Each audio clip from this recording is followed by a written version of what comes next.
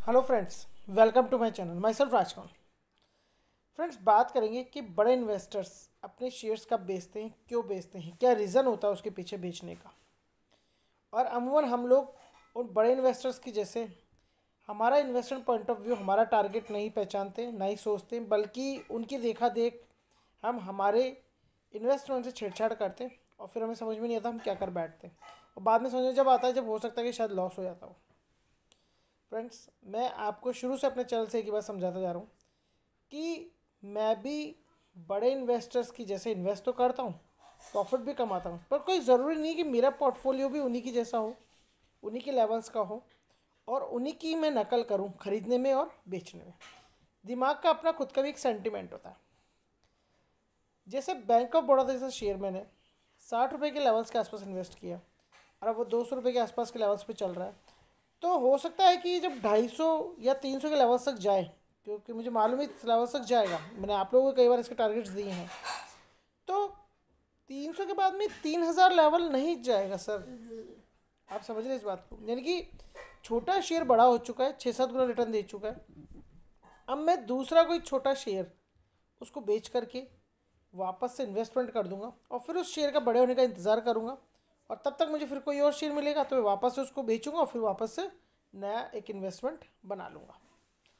यही चीज़ बड़े इन्वेस्टर्स भी करते हैं कि जब वो छोटे शेयर में बेटर फंडामेंटल्स के साथ में, वर्किंग लेवल्स के साथ में, कंपनी का डिज़र्विंग वर्किंग लेवल्स देखते हैं, इन्वेस्टमेंट कर देते हैं और फिर वही शेयर उनको 100 टाइम्स, 200 टाइम्स, 500 टाइम्स, 1000 टाइम्स जब वो शेयर उनको रिटर्न दे चुका होता है, तब वो उसको क्या करते हैं, सेल कर देते हैं। क्योंकि उनको पता है कि छोटा शेयर बड़ा हो चुका है, बड़ा अब और बड़ा नहीं होगा, होगा तो it takes too much time.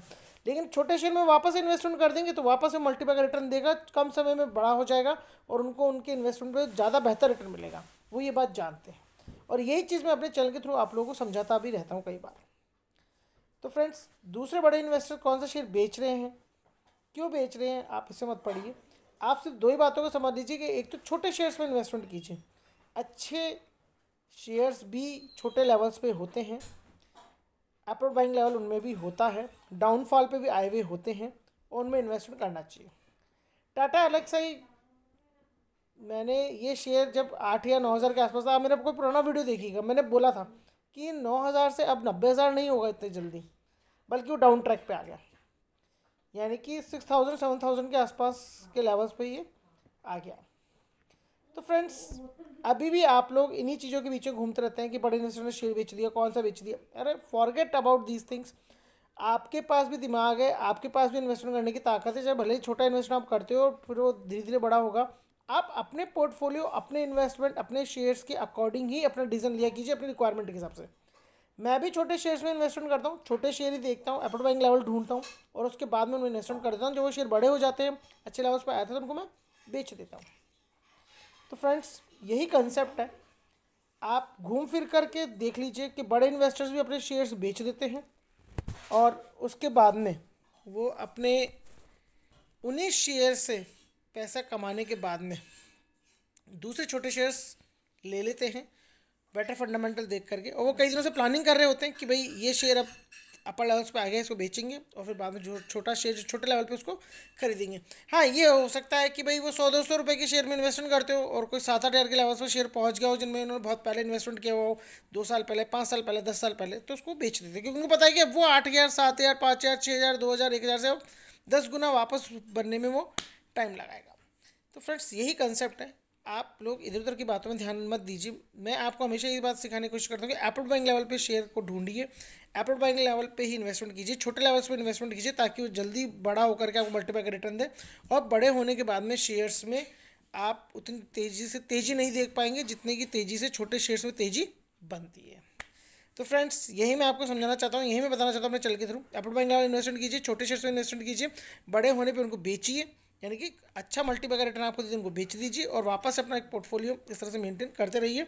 तो शेयर्स नीचे के लेवल पे खरीदते जाइए, ऊपर के लेवल पे बेचते जाइए और अपना थोड़ा बहुत प्रॉफिट या आपकी जो भी नीड है उसके अकॉर्डिंगली आप मार्जिन निकालते जाइए और वापस से बेसिक मार्जिन जो है जितने पे आपने पहले इन्वेस्टमेंट किया उतना इन्वेस्टमेंट फिर से बनाते जाइए। क्योंकि बड़े लोग भी जब कोई चीज़ 1 करोड़ के इन्वेस्टमेंट की 50 करोड़ हो जाती है तो वापस से 2-5 करोड़ रुपए से वही छोटा इन्वेस्टमेंट खरीदते हैं और बाकी 40-40 करोड़ से अपनी वेल्थ को मेंटेन करते हैं, अपनी वेल्थ के डायग्राम को अपर लेवल पर लेकर आते हैं, या उससे कुछ और चीज़ करके अपने बिजनेस सेगमेंट के अंदर एंटर करते हैं, या कोई नए बिजनेस सेगमेंट में एंटर करते हैं और अपने इन्वेस्टमेंट के लेवल्स को वैसे ही अकॉर्डिंगली उसी के अकॉर्डिंग सुचारू रूप से चलाते रहते हैं, मेंटेन करते रहते हैं, या उसी पटरी के अकॉर्डिंग उनमें वो उस लेवल्स के अकॉर्डिंग ही उनको इस तरह से मैनेज करते हैं कि वो इसी तरह का प्रॉफिट वापस से उनको बना करके देते हैं।